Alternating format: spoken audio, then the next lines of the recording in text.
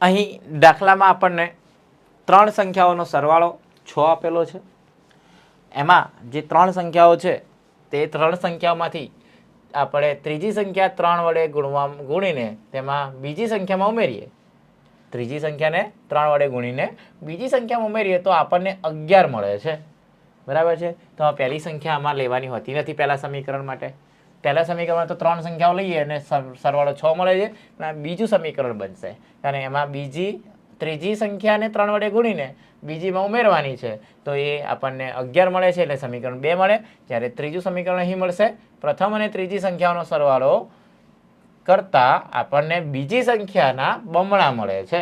બરાબર છે. એટલે પહેલી ને ત્રીજીનો સરવાળો x + z એ કરીએ તો એનો સરવાળો કરતાં બીજી સંખ્યાના બમણા મળે એટલે કે 2y મળે છે. બરાબર છે. તો આ માહિતીને આપણે બેઝિક સ્વરૂપમાં દર્શાવવાની છે એટલે કે સમીકરણ દર્શાવવાના છે. અને ત્યાર પછી શ્રેણિક પદ્ધતિનો ઉપયોગ કરીને તે સંખ્યાઓ કઈ કઈ હતી x y અને z આપણે ધારીએ તો એ સંખ્યાઓ કઈ કઈ છે x y z કઈ કઈ સરવાળો હોય કે જેનો સરવાળો 6 મળે અને આ સમીકરણનું સમાધાન થાય. બરાબર છે. તો સૌથી પહેલાં આપણે એવું કામ કરીએ કે 3 સંખ્યાઓમાં પહેલી બીજી અને ત્રીજી સંખ્યા ધારી લઈએ કારણ કે અહીં ત્રીજી સંખ્યાની વાત કરી કે 3 વડે ગુણવાનો હોય છે ને એ બધું કરીશું. તો અહીં 3 સંખ્યાઓ ધારી લઈએ કે પહેલી સંખ્યા બીજી સંખ્યા અને ત્રીજી સંખ્યા અનુક્રમે x y અને z છે. બરાબર છે. અને આપેલી શરત મુજબ ત્રણેયનો સરવાળો તો 6 છે એટલે આપણે લખી શકીએ x + y + z બરાબર 6. ત્યાર પછી એવું લખ્યું કે ત્રીજી સંખ્યાને 3 વડે ગુણો એટલે z ને 3 વડે ગુણીને બીજી સંખ્યામાં ઉમેરીએ એટલે y માં ઉમેરવામાં આવે તો સરવાળો કેટલો મળે 11. એટલે અહીં આપણે લખી શકાય કે બીજી સંખ્યા છે y + 3z બરાબર 11. સાદરૂપ પણ આમાં 0x + y + 3z બરાબર 11 એમ પણ લખી શકીએ છીએ. તથા પ્રથમ અને ત્રીજી સંખ્યાનો સરવાળો એ બીજી સંખ્યાના બમણા મળે છે. અને તો આપણે અહીં એવું લખી શકીએ કે પહેલી ને ત્રીજી સંખ્યા અહીં પ્રથમ અને ત્રીજી સંખ્યાનો સરવાળો બીજી સંખ્યાના બમણા મળે તો બમણા હોય તો સામેને 2 ગુણીએ તો એ બમણા થાય. તો આને 2y વાળા પદની ડાબી બાજુ લઈ જઈએ તો x - 2y + z બરાબર 0 પણ લખી શકીએ. બરાબર. તો આપણું બેઝિક સ્વરૂપ તો થઈ ગયું. પરંતુ આ સમીકરણને આપણે શ્રેણિકની મદદથી ઉકેલીને શ્રેણિકનો ઉપયોગ કરીને આપણે તે સંખ્યાઓ કઈ છે તે શોધવાનો છે. તો આપણે એક કામ કરીએ કે આને શ્રેણિક સ્વરૂપમાં લખીએ. તો શ્રેણિક સ્વરૂપમાં આને કઈ રીતે લખાય તો આપણે જાણીએ છીએ કે x y z જેના સહ અવયવોને આપણે શ્રેણિક એ કહીએ.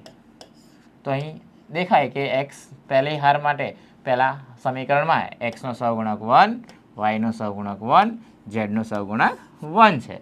જ્યારે બીજી હારમાં x નો સહગુણક પહેલાં લઈશું જે નથી આપ્યો એટલે 0, y નો સહગુણક 1 અને z નો સહગુણક 3 છે. જ્યારે ત્રીજામાં x y z મુજબ જ લેવાનું હોય છે તો આ પદ લઈશું પ્રમાણિત સ્વરૂપ 1 - 2 અને 1 જે એ શ્રેણિક મળે.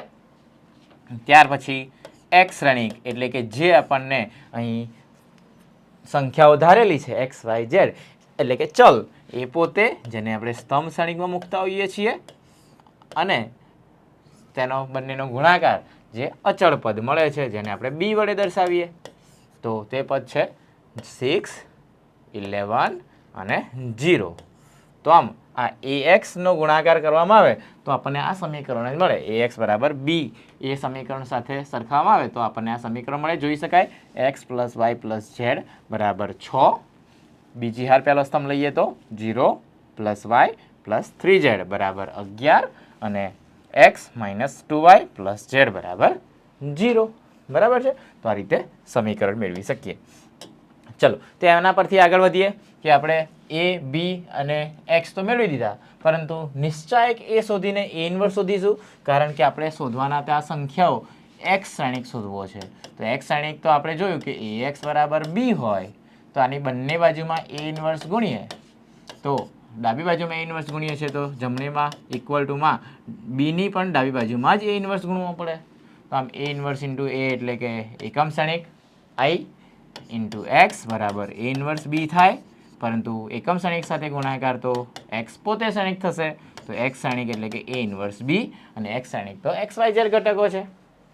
તો આમ x y z જે શ્રેણિક ઘટકો શોધવાના છે આપણે 3 સંખ્યાઓ એ એક્સને કરતા બનાવવાથી એ ઇન્વર્સ શોધવો પડે અને બી તો આપેલો છે હે ને. તો અહીં બી આ શ્રેણિક આપેલો એ ઇન્વર્સ શોધવા માટે આપણે શું કરવું પડે? નિશ્ચાયક એ. તો નિશ્ચાયક એ પહેલાં કરવાનો. તો નિશ્ચાયક એનું મૂલ્ય પહેલાં સ્તંભ માટે વિસ્તરણ આપી દઈએ અથવા પહેલી હાર માટે કોઈ પણ માટે વિસ્તરણ આપીએ. તો 1 માટે 1 + 6, આ -1 માટે બીજો ઘટક માઇનસ હોય ને, તો -1 માટે 0 - 3, તેવી રીતે 1 માટે લઈશું તો 0 - 1. તો આ વિસ્તરણ આપતા 7 + 3 10, 10માંથી આ 1 બાદ કરવાનો તો 9 મળે, જે 0 નથી. અને 0 નથી તો સમીકરણને અનન્ય ઉકેલ મળી શકે છે. બરાબર છે. તો એડજોઇન્ટ એ શોધીશું. નિશ્ચય કે 0 નથી તો અનન્ય ઉકેલ મળે ત્યારે જ આપણે સહ અવયવત શ્રેણિક એટલે કે એડજોઇન્ટ એ શોધવાનો હોય છે. તો એડજોઇન્ટ એ શોધવા માટે એ શ્રેણિકના દરેક ઘટકોનો સહ અવયવ મેળવવાનો. તો આમ પહેલા ઘટકનો a11 ઘટક, તેવી રીતે a12, a13 એમ દરેક ઘટકોના સહ અવયવ શોધતા તમને શીખવાડે ને. તો એ રીતે હારને સ્તંભ હાઇડ કરીને a11 માટે 1 +- એટલે કે 7 મળે.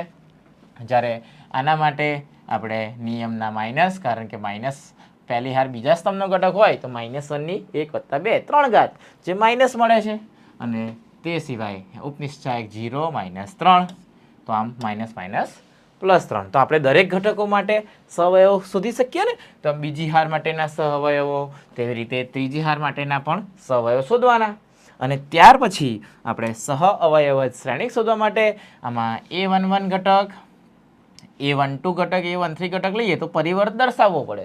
પરંતુ આપણે પહેલાથી જ પરિવર્ત કરી દઈએ કે a11, ત્યાર પછી આ 21 બાજુમાં મળશે અને a31 એની બાજુમાં મળે હે ને. પરિવર્ત શ્રેણિક પણ અહીં કરી જ દેવાનું. એટલે એડજોઇન્ટ એ મળે સહઅવયવ શ્રેણિકના પરિવર્ત કરવાનો હે ને. જે પણ સહઅવયવ ઘટકો મૂકીએ છીએ સહઅવયવ જ, તો એમાં પરિવર્ત સાથે એડજોઇન્ટ એ મળે. ઓકે, તો એડજોઇન્ટ એ મળી ગયો છે. એ ઇન્વર્સ શોધવાનો છે. તો એ ઇન્વર્સનું સૂત્ર આપણે જાણીએ છીએ વિદ્યાર્થી મિત્રો. એ ઇન્વર્સ એટલે જ 1 નિશ્ચાયક એ ઇન્ટુ એડજોઇન્ટ એ. તો આમ સૂત્ર પરથી નિશ્ચાયક એનું મૂલ્ય આપણને 9 મળેલું છે અને એડજોઇન્ટ એ પણ આપેલો છે. તો એ ઇન્વર્સ શોધવો બહુ સરળ છે ને, કે 1/9 જે અહીં આપણે દર્શાવવાના રહી ગયા છે. બરાબર છે. તો 1/9 અને 7 - 3 2 3 0 - 3 -1 3 1 હે ને. ઓકે, ચલો એક્સ શ્રેણિક આગળ આપણે જોયું કે x બરાબર a ઇન્વર્સ b મળે, જેમાં અહીં આપણે 1/9 1 નિશ્ચાયક એ જે દર્શાવી દઈએ. ત્યાર પછી a ઇન્વર્સ મૂકીએ તો a ઇન્વર્સ આ પદ અને આ b. તો આમ 1/9 અને આ બંનેનો ગુણાકાર કરવા માટે પહેલી હાર પહેલા સ્તંભ મુજબ અહીં જોઈ શકાય કે 42 - 33 + 12. તો 42માંથી 33 બાદ કરો તો 42માંથી 33 બાદ કરવાના અને અહીં આ પદ 6 છે ને આપણે કે 0 હતા એ ચેક કરી લઈએ. બી શ્રેણિકમાં આપણે ઘટક જોઈએ એટલે ખ્યાલ આવે કે ભાઈ ત્યાં શું આપેલું છે. યસ 6 11 6. હા, પરંતુ સમીકરણમાં ચેક કરી લો ત્યાં આપણે અહીં 0 છે હે ને. યસ, તો એ 0 ઘટક આપેલો છે એટલે યાદ રાખીશું કે અહીં આ પદ 0 છે. તો -+42 - 33 + 0, તેવી રીતે 18 + 0 + 0, તેવી રીતે -6 + 33 + 0. તો આમ સાદરૂપતા આપણે 42માંથી 33 જાય તો 9 અને 9/9 1, તેવી રીતે 18/9 2 અને 33માંથી 6 બાદ કરો એટલે 27, 27/9 એટલે કે 3. તો આમ એક્સ જે શ્રેણિક છે એના ઘટકો તો આપણે જાણીએ છીએ કે સ્તંભમાં x y z હતા. તો આમ પહેલે હાર પહેલા સ્તંભ સાથે સરખાવવામાં આવે તો x બરાબર 1 થાય, y બરાબર 2 થાય, z બરાબર 3 મળે. તો આમ આ ત્રણ સંખ્યાઓ જે છે તેમનો સરવાળો જોઈ લો તો 1 + 2 3, 3 + 3 6 મળે છે ને. યસ. અને જે MCQ પૂછાય તો સમીકરણમાં સમાધાન કયો ઓપ્શન કરે છે તેમ ચકાસણી કરી લેવી.